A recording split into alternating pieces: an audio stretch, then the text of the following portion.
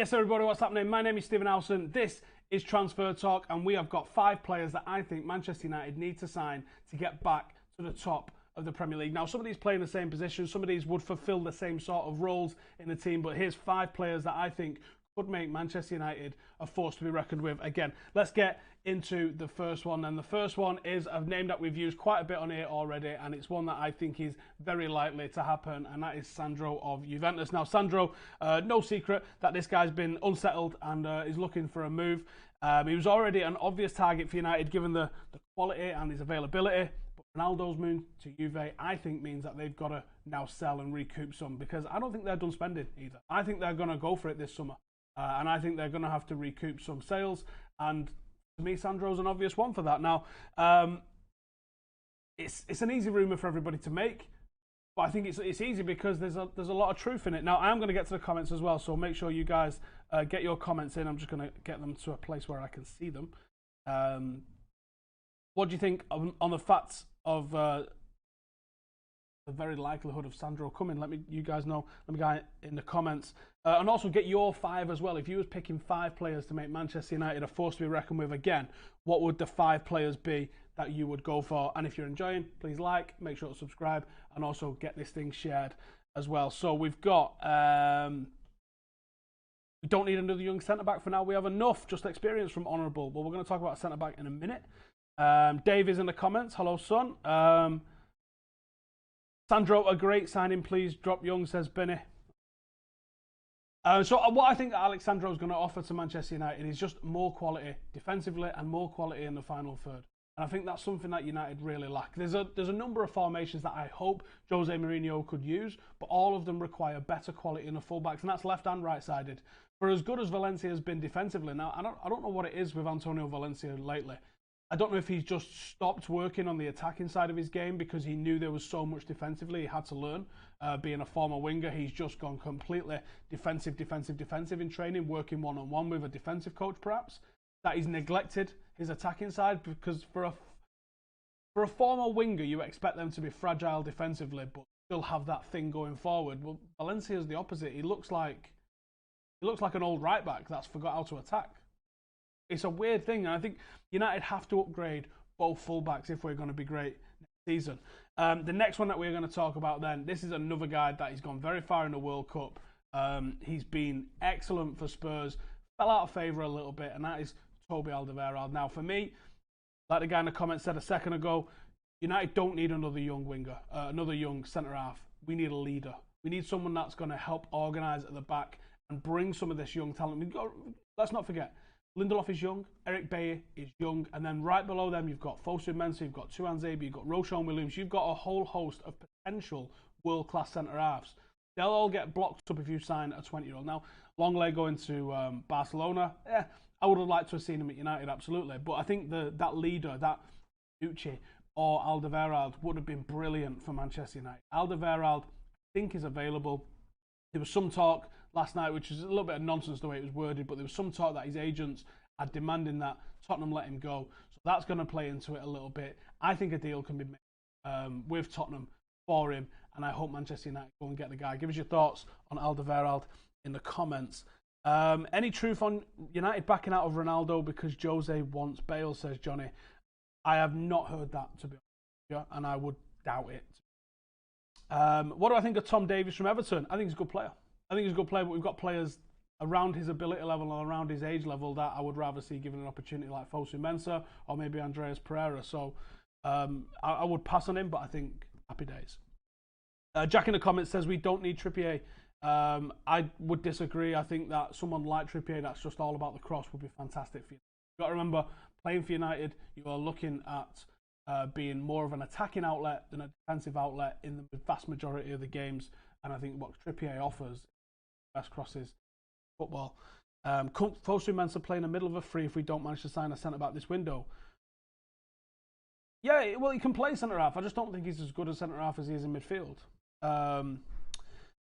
Someone's talking about another centre-half, which we are going to get to as well. All right, let's talk about him now. I was going to talk about it a little bit later on, but Harry Maguire. That's another one that I think Manchester United should definitely be looking at. I fear on the back of his success at the World Cup, he's going to cost us far too much money. So undoubtedly one of England's standout players in Russia. Subject of a lot of interest from the top teams in the league. The Daily Mail are reporting that United are willing to pay 50 million for the centre-half. Obviously only joined Leicester last summer. Given that he counts towards the domestic quota on the back of a cracking World Cup, his price is probably going to be the highest it's ever been. But I don't know if 50 million gets you Harry Maguire, and also 50 million elsewhere on the continent might get you something possibly better. I think Harry Maguire is a top player, and I think he could fit in with what United want. Obviously, he's big.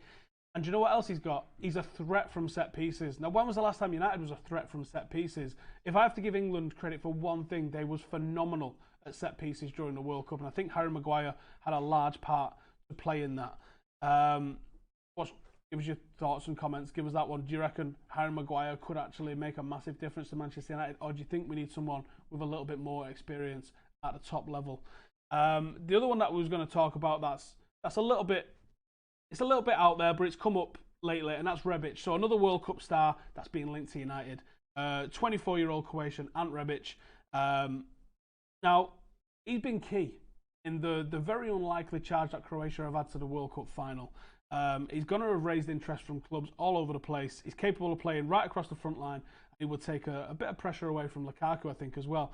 Now, where there's definitely some questions about his finishing, Rebic is definitely the kind of player that I think Jose Mourinho could work with. A little bit unfancied name, I think. Probably available a little bit cheaper than some of the others that are out there.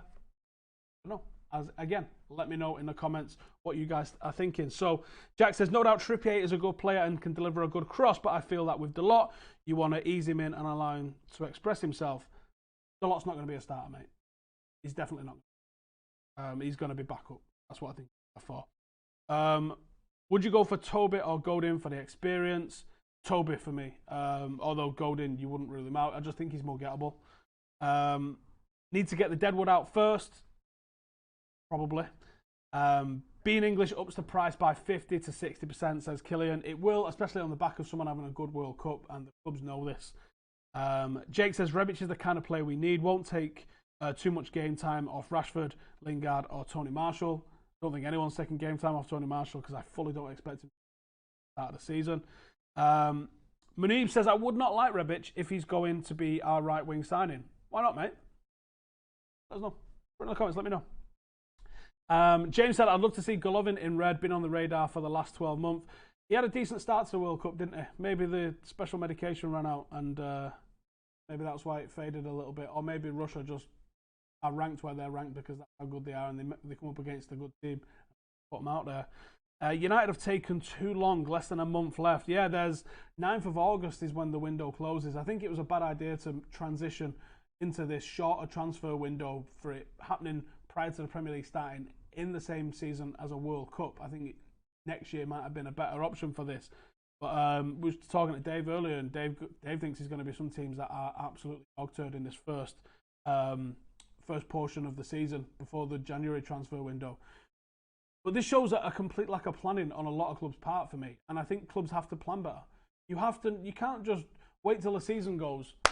Right, should we have a look at transfers? You need to be planning immediately, if not even before. Now, one of the things that impressed me, the one thing that impressed me about David Moyes was Moyes' preparation. Moyes has a recruitment room where he's got expected first and second 11s for 3, 4 and 5 seasons. So you know which players are peaking or expecting to peak. And obviously there's a massive element of guessing involved in this. But if you know which player's expecting to peak in, let's say you've got a player, let's look at Zlatan, for example. So you've got Zlatan in your team and you bring in another target man. You're like, okay, this guy's probably not going to play that much this season, but you wouldn't expect Zlatan to be starting next season. That's when he overtakes him. That's the level of detail and planning that clubs should be doing. And if they're not doing that, they're doing themselves and the club a disservice. You can't just walk into every transfer window and go, we need X, Y, and Z. There has to be an element of long-term planning. There has to be an element of shelf life for certain players. So you look at a player, you don't think he's going to be here forever. Maybe Paul Pogba, you go, do you know what? We'll get 4 good years out of Paul Pogba. We'll sell him for 80, 90 million, and then we'll replace him with another good midfielder. Maybe that's a plan for Manchester United, rather than just thinking everybody you sign is going to retire here. You have to think of ultimately, with the fees involved, football is a business, and you have to recoup as much as you spend, or to a large degree, you have to recoup a lot of what you're spending. Otherwise, it's not going to work. Bavani, apologies for pronunciation, says Bailly and Lindelof can be our main centre-back partnership for next season. I want to see it. We ain't seen it.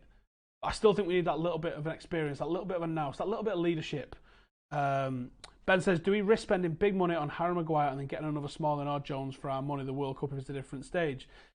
That is the problem with signing a player on pure World Cup form. If you go and watch the Leicester preview, I was telling you last season just how good a player Harry Maguire is, and I don't think that's changed. Now everybody else knows about how good a player Harry Maguire is. Good players are good players. Sometimes they don't play for good teams. Indeed, is another example that you should probably be looking at from Leicester. Probably a decent buy. Or maybe United should start doing some scouting around these lower leagues themselves. I think sometimes United, they don't like the risk of buying a player that's considered second rate or second level, and rather than doing what we used to do where we make stars out of mid-level buys, they're now going for the ready-made kind of stuff. There's one player, Boto in the comments says Hawid. I love Hawid. Didn't have a great season last season, but he was a player I was wanting for a long time. How much do you reckon we pay for Rebic? Well, there was talk last night, I think it was in the Mail, that they would want around about 40 million for him, which I think that's the going rate for players now. It's the new 30 million, which was the new 20 million, which was the new 15 million. 40 million is just the going rate for decent level international footballers. There's one player we've not spoken about, and he's a different category to all the rest of the players that we spoke about here. What we've spoke about so far, 4 players that I think could make a difference to United. In Maguire and Alderweireld, you've got similar capabilities. One's got a little bit more experience. With Sandro, you're thinking, we need a left back. We need someone who's going to be able to step up and take the quality, an instant starter. With Rebic, you go, okay, that's more of a squad player, but he definitely bolsters what we've got and offers us something different up front. This guy, it's not worked. We try again. It still didn't work. Can someone come and click Bale for me, please? Thank you. Gareth Bale. Now, Gareth Bale offers a massive amount of quality to Manchester United. Gareth Bale brings a severe star quality. What are you doing? There we go, Gareth Bale. So Gareth Bale brings a serious amount of quality to Manchester United. Star quality, X factor, ability in the final third. He's had an absolutely tremendous time over at Real Madrid, winning the Champions League at a hatful of times. But what Gareth Bale truly offers is someone that can take the limelight, someone that can take the pressure away from Paul Pogba, someone that can take the pressure away from Rashford and from Martial if he's here, and from Lukaku. Someone that can actually stand up in a game. Yes, he's got his injury problems, but I think it's worth the risk because anybody can develop injury problems at any point in their career. If managed correctly, Gareth Bale, if we sign somebody as well that can play there, or even allow Jesse Lingard the opportunity to be a number 10 or a right winger in this team, if you want to mix it around, gives us some fluidity. And I think with the style that you've got with Sanchez, who's obviously going to play, and what you've got with Gareth Bale, I think that would form a seriously formidable forward line for Manchester United. And as long as we fix the back, we can fix the full-backs, then I think United are going to have a good time next season. What are you guys saying? I'm going to come to the comments and see what you guys are saying.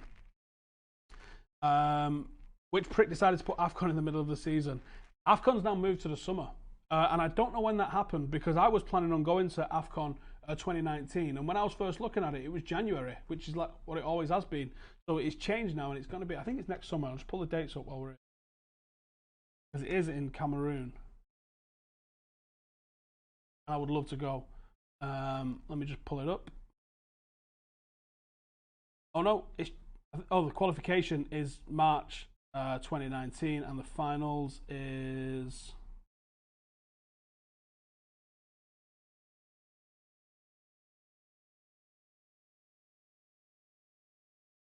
2019 African Cup of Nations is 7th to the 30th of June, so it is at the end of the season.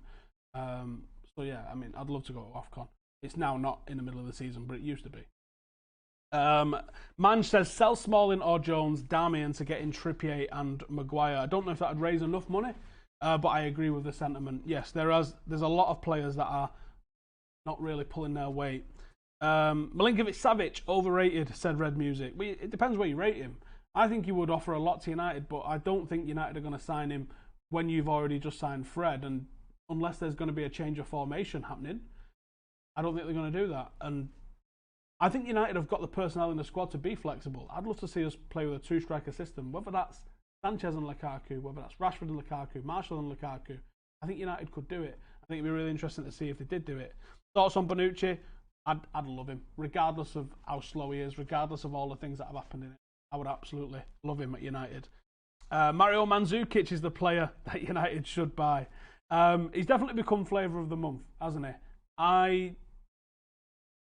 He's not the kind of player I would like to see. I would like to see players that are going to dribble with the ball more. I understand wanting a target man, but then I don't understand why you would sign Fellaini. If you're going to sign Fellaini, re-sign Fellaini, and then sign Mandzukic, as well as having Lukaku, those three players are fulfilling the same sort of thing. And for me, I didn't think we needed Fellaini. I think with what you get out of Lukaku, if you can play another striker with him, that's your target man, because that guy can bring it down and play football with him. Use Lukaku as your target man. Don't bring in someone just to be a specialist target man like a Mandzukic or a Fellaini. Not for me. Thoughts on Pulisic? Cracking player. Pavard looks skillful and confident for France. That France team's ridiculous. That France second team is ridiculous. There's a lot of good talent coming out of France at the moment. The board is the problem, says Michael Jones. I do think Godin should be our top priority for centre-half. If it's not Godin, and I don't think it is Godin, I think what United need to do is find a player in that mould. Ramos is in that mould. Bonucci is in that mould. Experienced, dirty, let's be honest with ourselves, centre-halves that are proper leaders. That is what I think United really have to prioritise. That and the fullbacks. I actually think if we didn't make a signing up front, I think we'd be all right. People go, oh, we need a right winger. Do we really need a right winger? Has Jesse Lingard not earned the trust of everybody with the season that he had last year and the showing that he's had for England to play as that right-sided forward? I think Juan Mata's probably going to move on. That leaves a space for someone to come through. You've got some wonderful talent. You've got Angel Gomez. You've got Tahith Chong. They're not ready to start in the Premier League. Absolutely not. But they're never going to be ready to start unless they start getting minutes. Good showing on the tour. Maybe Andreas Pereira comes in over there. I think you're going to have to buy, because I don't think the players are there for centre-half to be an experienced centre-half or the full-backs just yet. The players that are there, they're 16, 17, they're too young.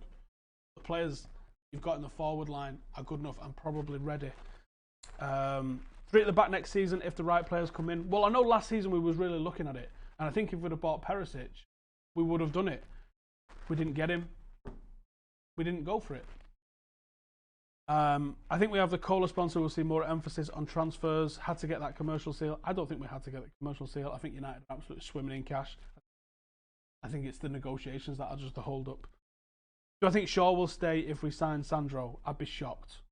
I'd be shocked if he stays. And I was shocked at Fellaini staying. So I expect to be shocked again at some point this summer. Would I be happy bringing through youth instead of buying any new players if it meant maybe finishing between 5th and 3rd but having a proper academy feel to our team? See, that's super specific set of circumstances. Like, I think the players are good enough to have a good go for it. I want Jose Mourinho to be happy with his team, because if he's happy with the team and it still doesn't happen, then you go, Jose, you're not good enough. It's as simple as that. Last season, you know he wanted Griezmann and or Perisic. I think both. He says he wanted one. I don't think they're the player. So he didn't get those two players. Would those two players have made a massive difference to our team? Maybe. If he'd have played 3 at the back like we thought he was lining up to do, maybe it would have done. We don't know. I want Jose Mourinho to be happy, and then I think it's fair to judge Jose Mourinho. I think 2 seasons in's a bit soon. But as you start getting into your 3rd season, this starts to look a little bit more like your side. But he's got to get rid of some of the deadwood. You can't have an entire back 5 that's still there from 2011. That's madness. Almost 10 years down the line. They don't even have the keeper that they started last season with. So I think what you've got to do is you've got to allow Jose Mourinho to put his stamp on the team. Now, United have spent big on individual players, whereas City have sort of spent massive, but they've built a whole new unit and a whole new team that fits what Pep's trying to do. United need to turn over the personnel. It's not about the amount spent, it's about how it's spent. We've got to be smarter with what we spend it. Stop just going for the fucking enormous transfers. Let's start thinking about it a little bit more. Because at what point, there's got to be a diminishing returns. When you're paying £100 million for a footballer, there's a diminishing return. If you spent £100 million on your academy, could you get a first-team player out of it every season? Well, then it's better to spend that £100 million on your academy, isn't it? Surely. And the ones that don't make it, they're still going to be good, and you might sell them for a profit. It's coming to the point where it's not worth buying players, I think, at the moment. Or it's getting to the point where it might not be worth buying players as regularly as we used to. And that, for me, is probably a good thing. Right, that's my 5 anyway. I've gone with Gareth Bale, I've gone with Maguire and Rebic, Alderweireld and Sandro. Those 5 players, or some of those 5 players, for me, would make Manchester United a force to be reckoned with. You let me know in the comments who you are thinking would be good for Manchester United. Thank you guys for watching. Subscribe if you're new. Go check out my tour video as well if you've not seen it. That's a little bit about the youngsters that are going on the tour. I expect that announcement imminently. And you know what? I'm going to do a takedown video on Graham Souness because the old cunt has got it coming. Thank you for watching. See you in the next one. Laters. Welcome to the Stephen Howson Football Channel. This is where I will take you through everything that I do revolving around football, be it that at Old Trafford or elsewhere. This is where you'll get your match previews, your reviews, your football vlogs, your scout reports, your transfer talk, your youth reviews, your documentaries and anything and everything revolving around football. I absolutely love this game. Do me a favour and subscribe. Thank you for watching.